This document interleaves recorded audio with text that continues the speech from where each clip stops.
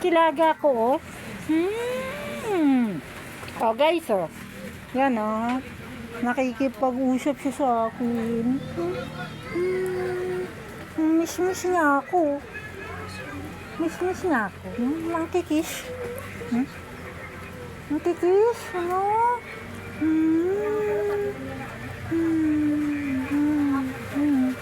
Mangkikis ako, sunshine.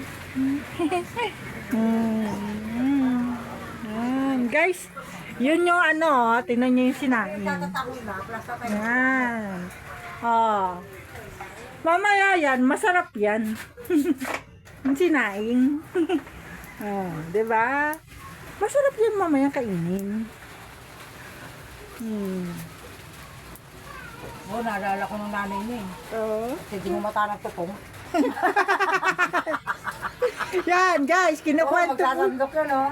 Tapos mamaya, sasandok ko niya ng tutong kanya na yun. Nakabukod na yun.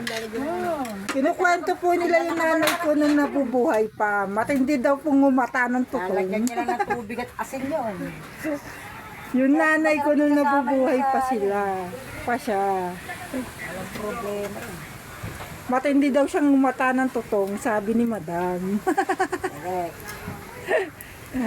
Madam Marites. Tapos gagawa lang niya ng suka. Ano yun, si Boys Tagalog. Yan. Sa suka sili. Ang sarap ng kahit napanood itong ganun. Ayun, sarap ng kumain. Tinry ko kumain ng sili. Napuso, mura lang, mamurahin ko siya eh. Init, ang init. Kasi pag pinapanood ko siya, sarap kasi yung naggagalato ka sa ipin niya yung sibuyas. Ganun po talaga kumain ng nanay ko. Alamang tapat mo, yan sa alamang mo. Yan o.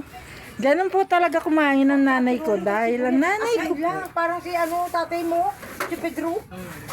ang nanay ko po ay dugong Ilocana. Bawang. Dudot-dot lang yung sa asin. Kaya ang inyo pong lingkod ay may dugong Ilocana. Walang sasabihin may dugong aso.